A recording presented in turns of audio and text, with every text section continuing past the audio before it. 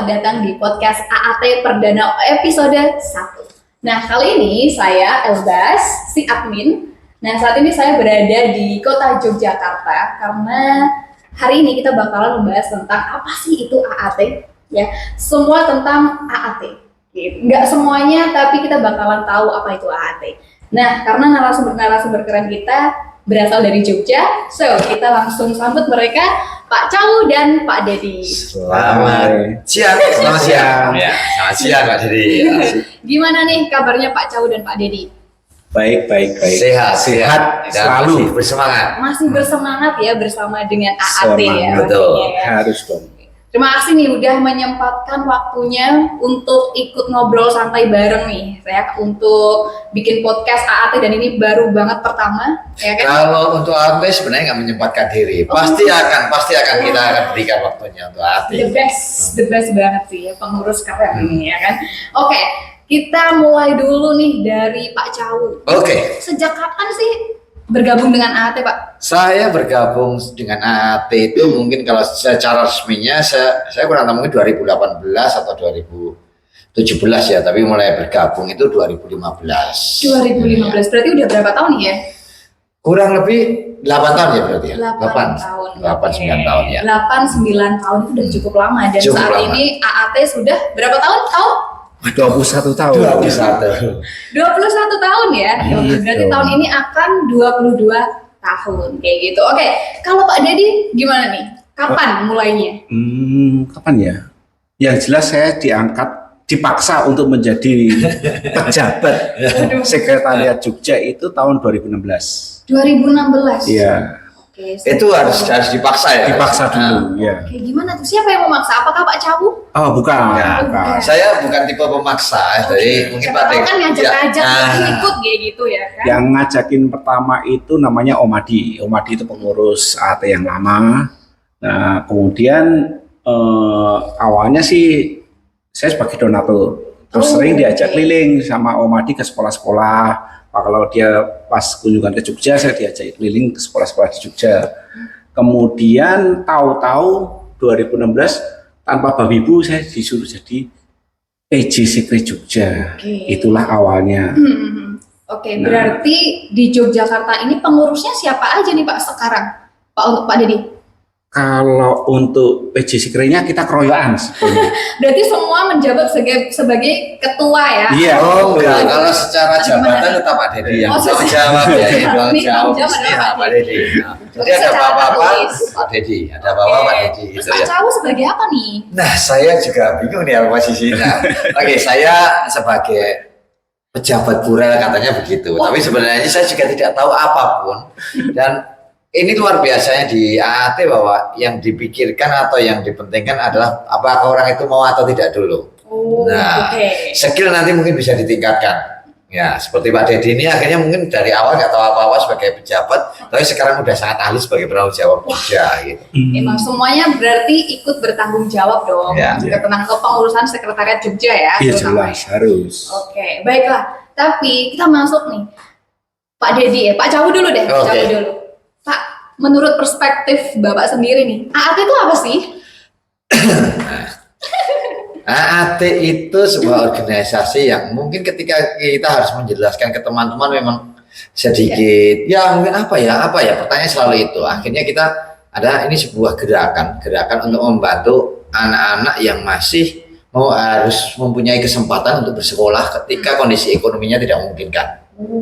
Jadi AAT ini ada sebuah gerakan di mana kita mengajak sesama kita, teman-teman kita untuk membantu anak-anak yang dalam kondisi keuangan yang kurang beruntung.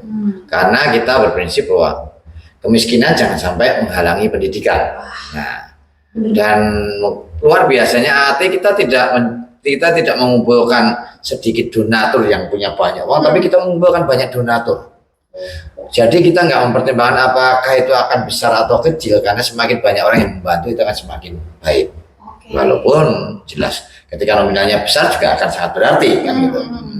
Wah, oke, itu dia AAT dari segi perspektifnya Pak Chau. Kalau Pak Dedi mungkin Aduh, saya mau jawab apa ya? Semua udah jawab Pak Chau.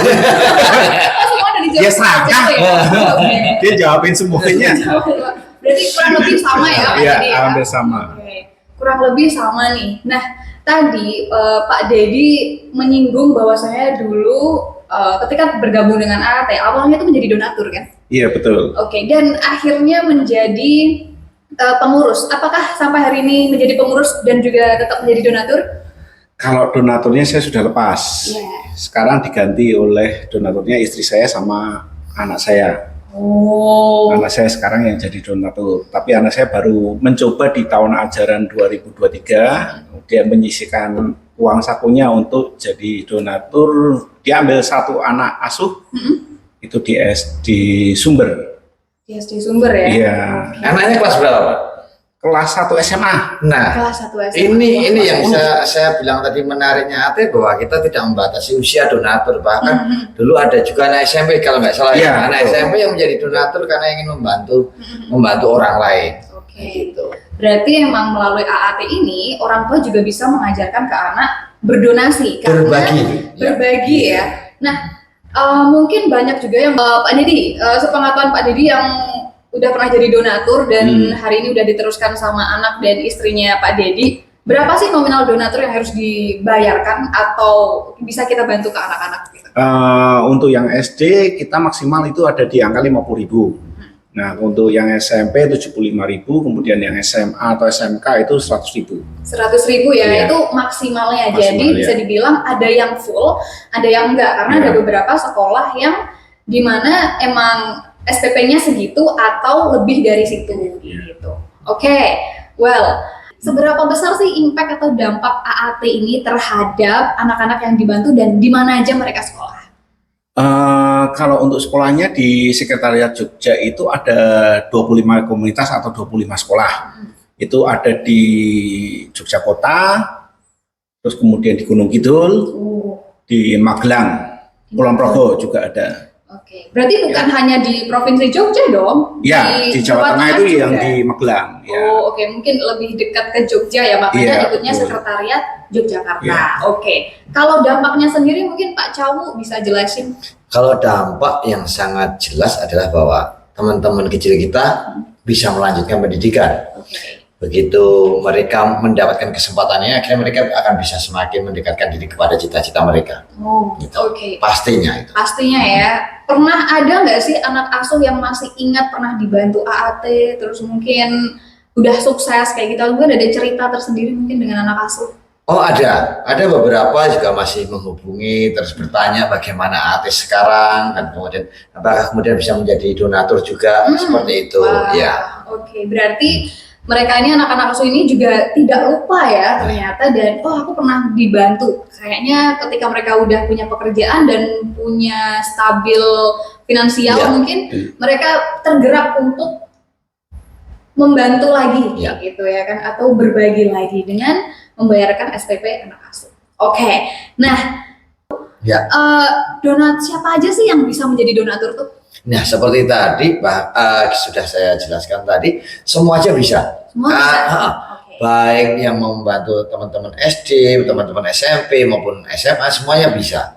Bahkan seperti tadi saya cerita, adanya Pak Dedi baru sekarang bersekolah di SMA, bisa membantu. Sebelumnya ada anak SMP yang mau membantu atau berbagi untuk menjadi donatur di AAT. Semuanya bisa, dan ketika teman-teman di luar sana melihat nonton ini kemudian tergerak, tidak harus juga membantu anak asuh secara langsung juga bisa. Tetapi bisa membantu, oh ini untuk keperluan operasional juga bisa. Maka ada beberapa jenis nanti, jenis donasinya. Apakah langsung mengambil anak asuh, nanti seperti apa sistemnya, Pak Dedi pasti akan menjelaskan, kan gitu. Ada juga yang bisa membantu AAT untuk operasionalnya AAT, itu juga bisa. Oke, ya. Nah, ke anak asuh aja, tapi juga bisa berdonasi ke AAT untuk keperluan operasional. Iya, ya. operasional, Oke. iya. Nah, alright. Nah, Pak Dedi nih, kita lanjut nih ya. Pasti ini bakalan Pak Dedi sama Pak Cawu ini pakai juga ikut andil dong dalam menarik donatur untuk membantu anak asuh. Iya. Gimana sih caranya? Atau mungkin Pak Dedi bergeraknya gimana nih? Apalagi ini mau ini ya. Mau tahun ajaran baru Mau ya? tahu Ya. tahun ajaran baru. Ya, Kalau yang sudah saya lakukan, saya terus terang saya mencontek dari Omadi yang dilakukan, yaitu dulu lewat media sosial, dulu lewat Facebook, kemudian saya di status WA, di story IG, atau kemudian saya share di grup-grup yang saya ikuti juga, grup sekolah, grup alumni lah ya. Kemudian saya juga kasih ke teman-teman yang dekat, atau mungkin ya teman-teman istri saya juga gitu. Oke, stop ikut andil dalam share link juga ya, Iya. link untuk bisa menarik donatur kayak gitu. Iya, Tapi betul. tahu nggak sih seberapa banyak orang yang bisa tertarik menjadi donatur, Pak Didi? Ya lumayan banyak yang tertarik juga. Dari lumayan. teman-teman saya juga banyak yang sudah jadi donatur juga. Kemudian dari ada yang istri saya share di grupnya dia juga, di grup lingkungan. Kebetulan kan istri aktif di gereja, nah Iya. dia juga share di sana. Kemudian ya pasti ada lah, pasti dari banyak share ke grup-grup yang kita itu ikuti bahwa mereka tertarik.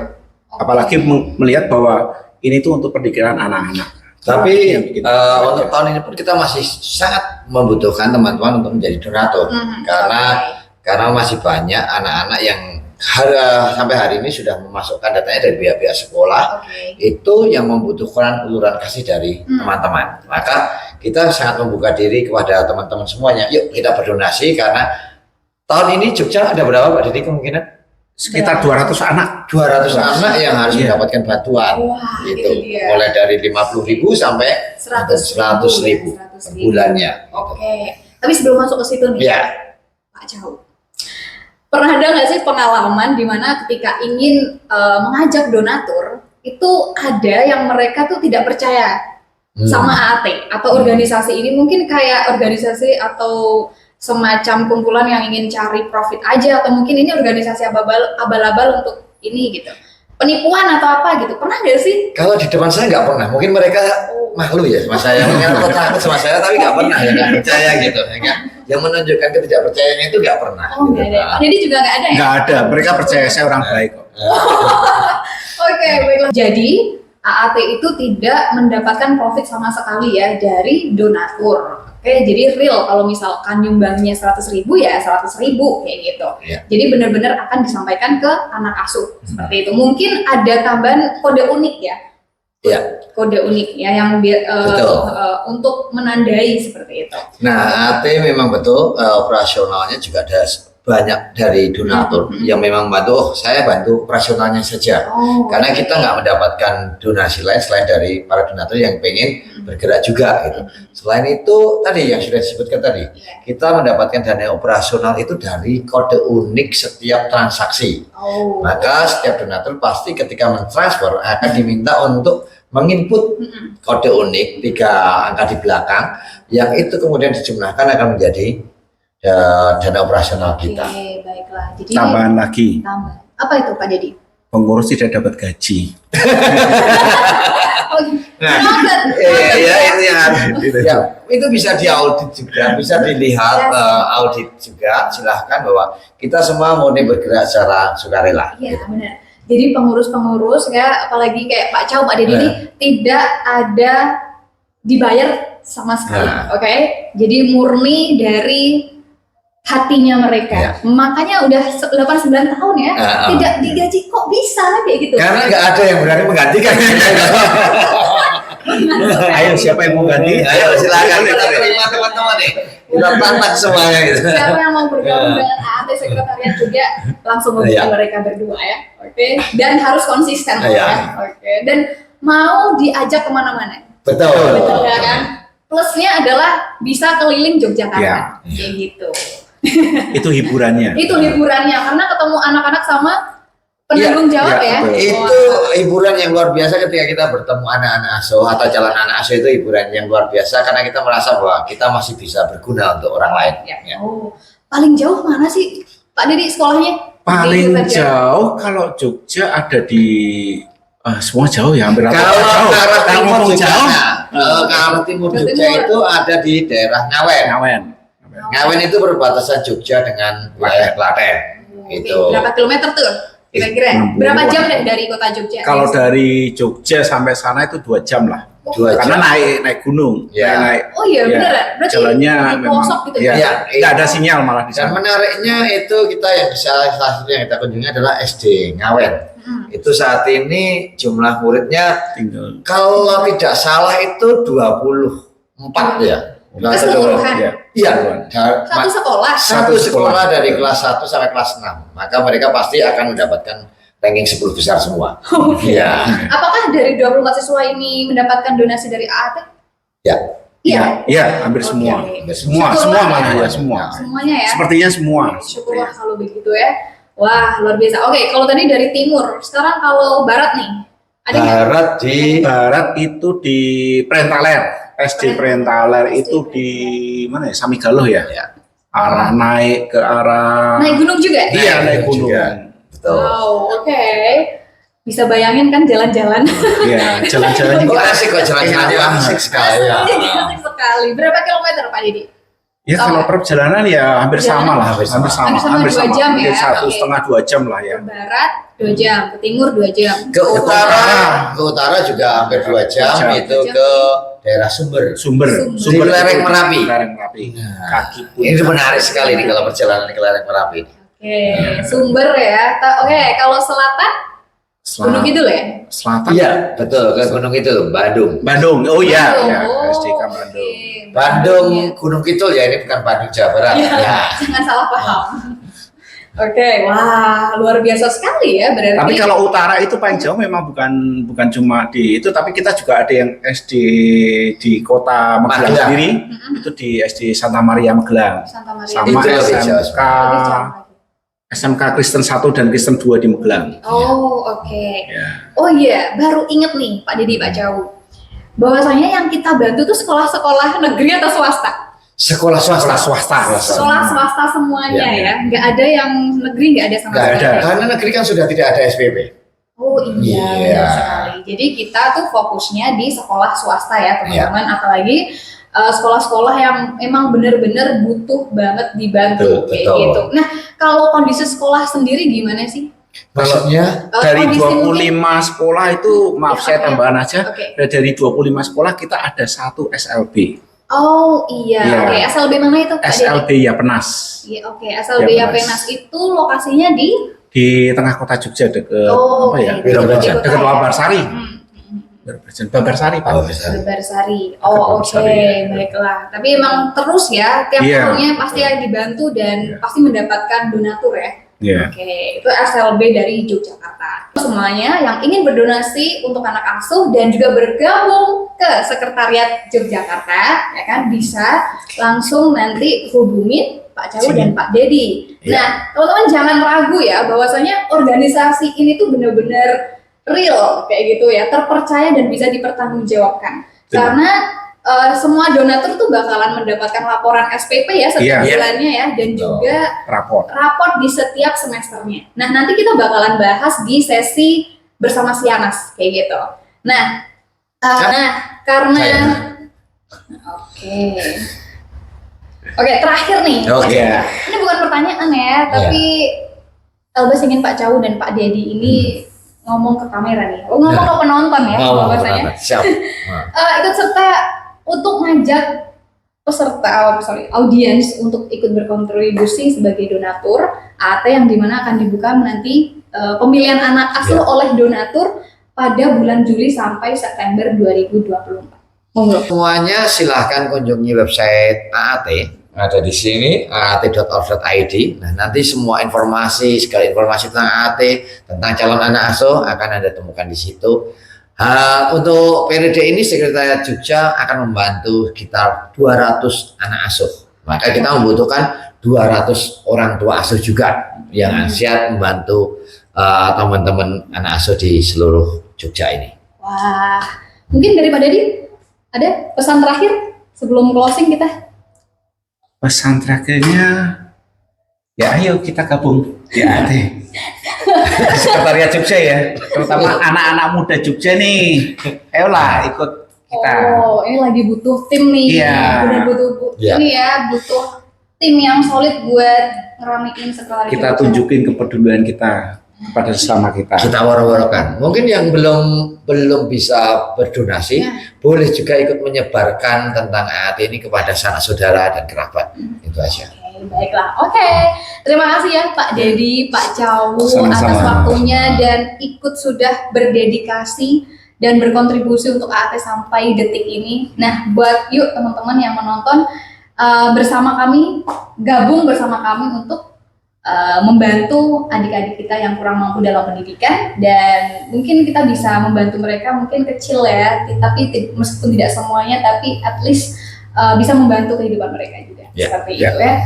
Nah, dan jangan lupa juga untuk dukung kami, ya kan, follow semua sosial media AAT dari X, Facebook, Instagram, TikTok, dan subscribe channel ini.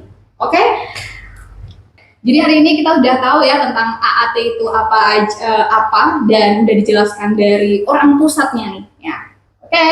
So, terima kasih semuanya udah menonton Terima podcast kasih. kali ini, dan Thank you. sampai ketemu lagi di episode selanjutnya dengan narasumber-narasumber yang keren yang lainnya.